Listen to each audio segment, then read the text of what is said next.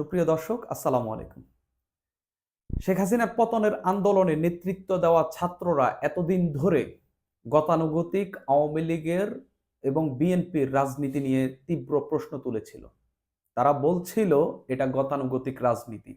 কিন্তু তারা যে নতুন দলটি আনছে, এই দলটি আনার প্রারম্ভেই তারা বড় ধাক্কা খাচ্ছে। ধাক্কাটা ঠিক এমন যে শুরুতেই এখনো দল ঘোষণা করেনি। দলের ঘোষণার আগেই যে এই একটি পদ নিয়ে আসলে ওই পদে কে বসবেন এটা নিয়ে কাড়াকাড়ি চলছে।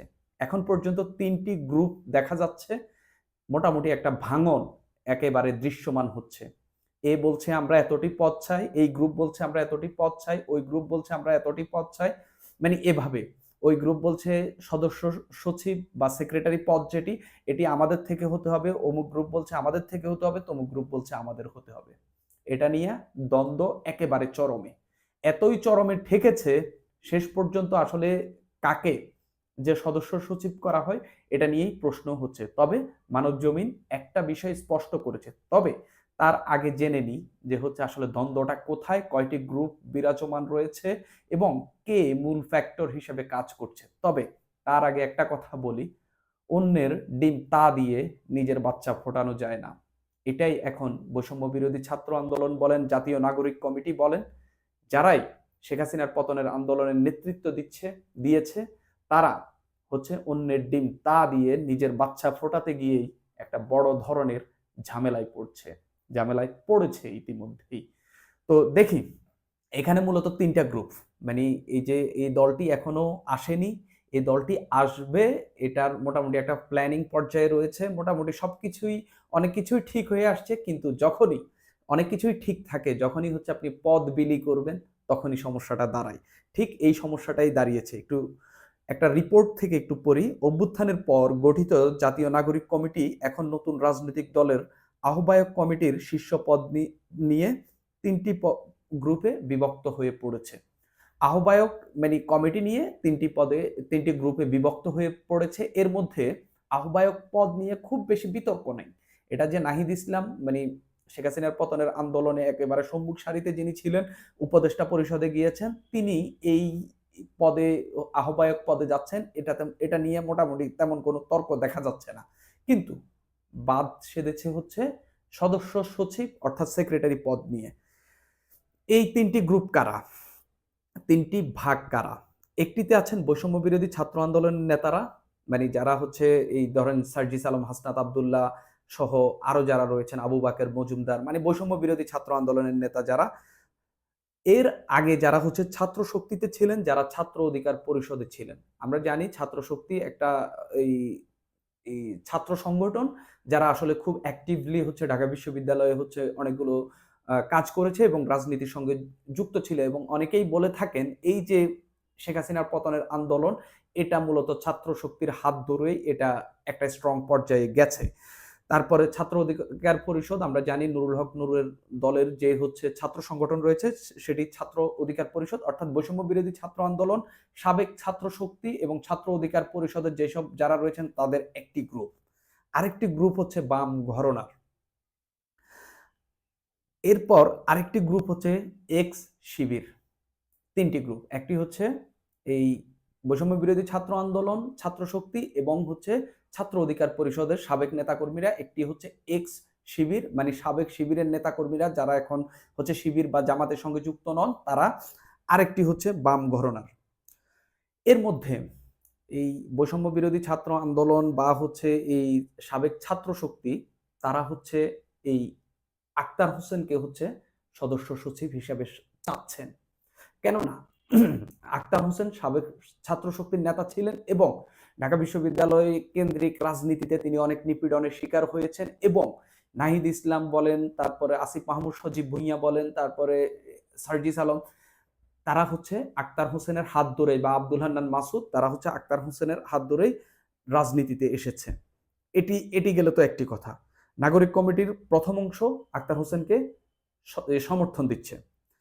অন্যদিকে নাগরিক কমিটির নীতি নির্ধারণের গুরুত্বপূর্ণ ভূমিকা পালনকারী মাহফুজ আলম, উপদেষ্টা মাহফুজ আলম, নাসির উদ্দিন পাটোয়ারিকে নতুন সদস্য সচিব হিসেবে চাচ্ছেন, যিনি এখন বর্তমানে নাগরিক কমিটির আহ্বায়ক পদে আছেন। ওই রিপোর্টের সূত্র মতে তারা বলছে, ছাত্রশক্তি প্রতিষ্ঠার পর থেকে মাহফুজের সঙ্গে ব্যক্তিগত বিরোধ থাকায় সাবেক ছাত্রশক্তির নেতাদের একাংশের বিরোধিতার মুখে পড়ে আক্তার হোসেন। এই আক্তার হোসেন কিন্তু যখন তিনি নাগরিক কমিটির সদস্য সচিব পদে এসেছিলেন, তখন কিন্তু তিনি অনেকটাই ইনঅ্যাক্টিভ ছিলেন। পরবর্তীতে তিনি হচ্ছে নানান জনের রিকোয়েস্টে নাকি তিনি অ্যাক্টিভ হয়েছেন, এরকম কথা শোনা যাচ্ছে। এদিকে সাবেক শিবির কর্মীরা, অর্থাৎ নাগরিক কমিটিতে বা বৈষম্য বিরোধী ছাত্র আন্দোলনে যেসব সাবেক শিবির কর্মীরা রয়েছেন, তারা ঢাকা বিশ্ববিদ্যালয়ের সাবেক সভাপতি ও নাগরিক কমিটিতে যিনি যুগ্ম আহ্বায়ক পদে রয়েছেন, এই আলী আহসান জুনায়েদ, তাকে হচ্ছে এই নতুন এই দলটির সেকেন্ড ইন কমান্ডে দেখতে চাচ্ছেন। অর্থাৎ এই সদস্য সচিব বলেন বা সেক্রেটারি পদ বলেন, তাকে দেখতে চাচ্ছেন। অন্যদিকে বামপন্থী অংশটি ছাত্র ইউনিয়নের কেন্দ্রীয় কমিটির সাবেক সাধারণ সম্পাদক অনিক রায়কে ওই পদে দেখতে চান। জাতীয় নাগরিক কমিটির একজন সদস্য জানান, যেহেতু নতুন রাজনৈতিক দলটি অন্তর্ভুক্তিমূলক হতে চায়, তাই বিভিন্ন মতের মানুষও এর অংশ।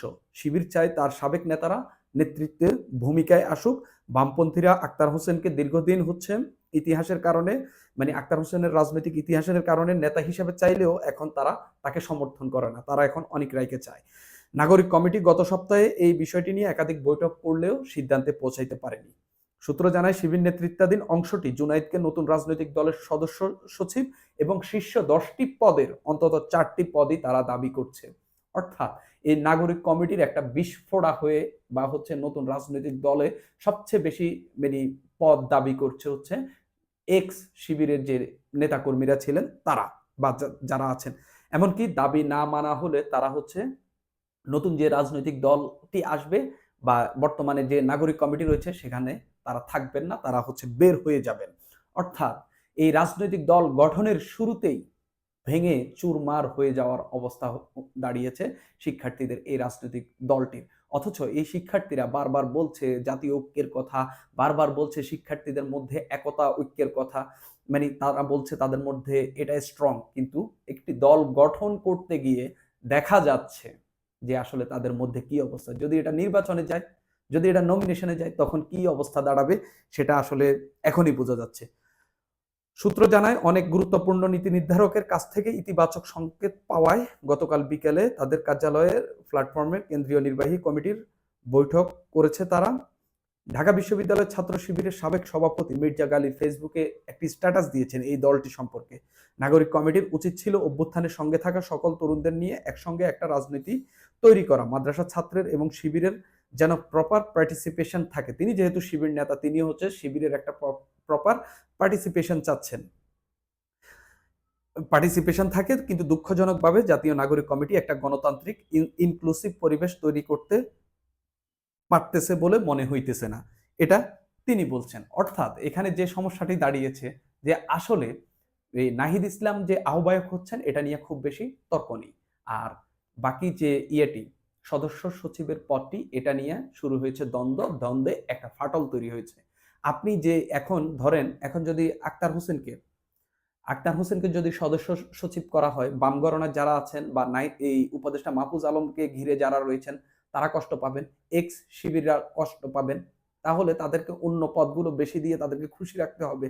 আবার ভবিষ্যতে যখন আপনি আবার সেক্রেটারি পদে হচ্ছে নিয়ে হচ্ছে ঘাটাঘাটি করবেন বা হচ্ছে নতুন লোককে আনতে চাইবেন, তখন আপনাকে একই ঝামেলা ফেস করতে হবে। এই ক্ষেত্রে যেই বিষয়টি বা যে গণতান্ত্রিক প্রক্রিয়াটি তারা হচ্ছে ফলো করতে পারতো, তারা একটি নির্বাচনের আয়োজন করতে পারত, কিন্তু তারা সেটি করেনি। যেহেতু এটি তাদের প্রথম কমিটি, হয়তো তারা সেই জন্য নির্বাচনে যাচ্ছে না, যেহেতু তাদের কোনো গঠনতন্ত্র বা হচ্ছে কাউন্সিলের কোনো সিস্টেম এখনো নেই, সেহেতু তারা এটাতে যাচ্ছে না। তবে গত 2-3 দিন ধরে আমরা যেটা দেখতে পাচ্ছি, নানা ধরনের স্ট্যাটাস, নানান কিছু, সেই স্ট্যাটাসে উপদেষ্টা মাহফুজ আলমকে ইঙ্গিত করে অনেক কথাবার্তা বলা হচ্ছে। সেখানে বলা হচ্ছে তিনি নাকি একটা নির্দিষ্ট শেখ হাসিনার পতনের আন্দোলনের একটা নির্দিষ্ট সময় পর তিনি আসলে এই আন্দোলনের সঙ্গেই ছিলেন না। শিবিরের নেতাকর্মীরা এই আন্দোলন, মানে যারা শিবির বা হচ্ছে এক্স শিবির, তারা হচ্ছে এই পোস্টটি বেশি দিচ্ছেন। একজনের পোস্ট তো অন্তত 5,000 শেয়ারও হয়ে গেছে, এত ভাইরাল হয়ে পড়েছে।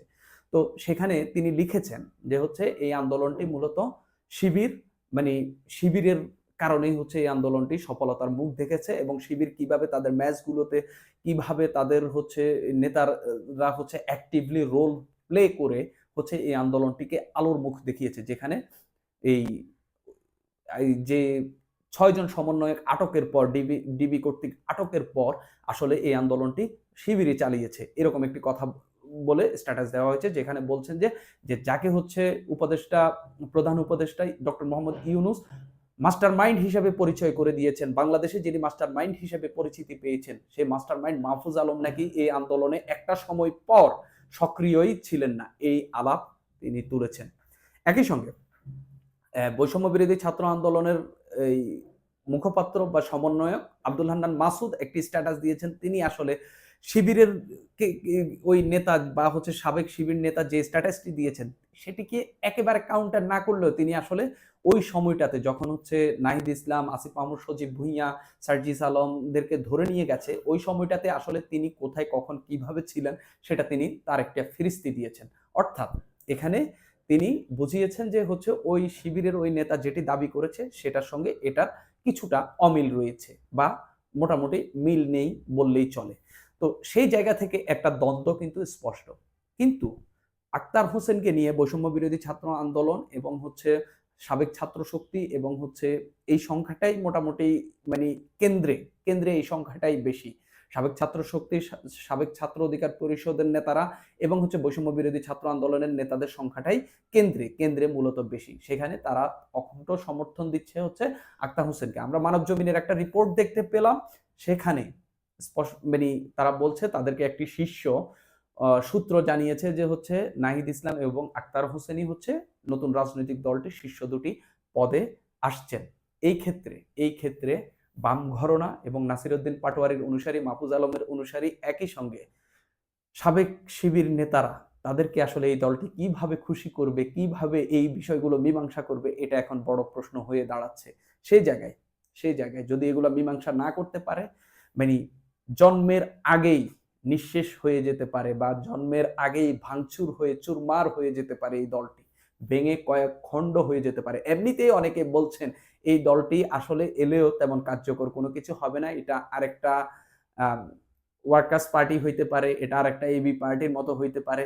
মানে রাজনৈতিক দল, যে বড় বড় রাজনৈতিক দল আওয়ামী লীগ, বিএনপি, এগুলোর পর্যায়ে যাওয়া তো দূরের কথা, সমর্থনের দিক দিয়ে এরা জামাতের কাছাকাছি পর্যায়েও যেতে পারবে না বলে অনেকেই বলছেন। সেই জায়গায় এই বিভেদ, এই বিভাজন করে আসলে তারা আসলে কত দূর যেতে পারবে, আমার কাছে যেটা মনে হচ্ছে এই বিভেদ তাদেরকে ভোগাবে, সেই জায়গায় এখান থেকে আরো কয়েকটি অংশ ভাগ হবে। দেখবেন যে এখান থেকে নতুন আরো দুই একটি দল আসতেছে, সেই ক্ষেত্রে এই দলটি আসলে কার্যকারিতা, ভ্যালু একেবারেই হারিয়ে ফেলবে। এই হারানোর ক্ষেত্রে তারা যে আসলে রাজনীতিতে থিতু হওয়া, বা তারা যে লক্ষ্যে নতুন রাজনৈতিক দলটি গঠন করছে সেই অবিষ্ট লক্ষ্যে আসলে তারা কিভাবে পৌঁছাবে, এটা একটা বড় প্রশ্ন হয়ে দাঁড়াচ্ছে। কেন জানি মনে হচ্ছে এই বিভেদ তাদেরকে খুব ভোগাবে, এবং ভোগানোটা এমন পর্যায়ে যাবে তারা আসলে মানে এখানে এই নিজেদের রাজনীতি এস্টাবলিশ করতে খুবই খুবই খুবই হিমশিম খেতে হবে। যেটা শুরুতেই বলেছিলাম, অন্যের ডিম তা দিয়ে যে হচ্ছে নিজের বাচ্চা ফোটানো যায় না, সেটাই এখানে হতে পারে। সেটা হচ্ছে আপনি এক্স শিবির, আপনি এক্স ছাত্র শক্তি, এক্স গণ অধিকার পরিষদ, এক্স বাম দিয়ে আপনি এই বা হচ্ছে অভ্যুত্থানের এই শেখ হাসিনার পতনের আন্দোলনের মধ্য দিয়ে একটা গ্রুপ গড়ে উঠছে। তাহলে কয়টা গ্রুপ? এক্স বাম, এক্স শিবির, তারপরে এক্স ছাত্র শক্তি, এক্স ছাত্র অধিকার পরিষদ, আর অভ্যুত্থানের মধ্য দিয়ে গড়ে ওঠা বৈষম্য বিরোধী ছাত্র আন্দোলন। পাঁচটা গ্রুপের পাঁচ ধরনের মত, পাঁচ ধরনের মিল অমিল থাকবেই। এই জায়গা থেকে এই চ্যালেঞ্জ মোকাবেলা করে এই দলটি রাজনীতিতে আসা বা আসতে পারাটা যে কতটা চ্যালেঞ্জের, সেটা তারা শুরুতেই, একেবারে দল গঠনের শুরুতেই টের পেয়েছে। এখন তো শুধুমাত্র আহ্বায়ক এবং হচ্ছে এই সদস্য সচিবের পদটি নিয়ে কথা হচ্ছে, যখন বাকি পদ নিয়ে কথা হবে তখন কি করবেন, তখন কাকে কি পদে দিবেন? এই যে নাসিরউদ্দিন পাটোয়ারি, যিনি এতদিন ধরে নাগরিক কমিটিতে গুরুত্বপূর্ণ ভূমিকা পালন করেছেন, তাকে কোথায় রাখবেন? এই প্রশ্ন কিন্তু আসছেই। যুগ্ম আহ্বায়কদেরকে কোথায় রাখবেন? সার্জিস আলমকে কোথায় দিবেন? হাসনাত আব্দুল্লাহকে কোথায় দিবেন? আসিফ মাহমুদ সজীব ভুঁইয়া যখন উপদেষ্টা পরিষদ থেকে আসবে তাকে কোথায় দিবেন? মাহফুজ আলমকে কোথায় দিবেন? এই প্রশ্নগুলো কিন্তু আসছেই। সেই জায়গায় এই দ্বন্দ্ব কিন্তু থেকে যাচ্ছে এবং এই দ্বন্দ্ব নিয়ে এই প্রশ্ন কিন্তু থেকে যাচ্ছে। ছাত্রদের এই দলটি আসলে শেষ পর্যন্ত কোন দিকে যায়, কি পর্যায়ে দাঁড়ায়, বিশেষ করে তারা তো বলছিল আওয়ামী লীগের কবর রচনা হয়ে যাবে, তাদের দলটিরই কি কবর রচনা হয়ে যায় কিনা সেটাই এখন দেখার বিষয়। অন্তত এই দ্বন্দ্বগুলো এই বার্তাই দিচ্ছে। সুপ্রিয় দর্শক, আজ এই পর্যন্তই।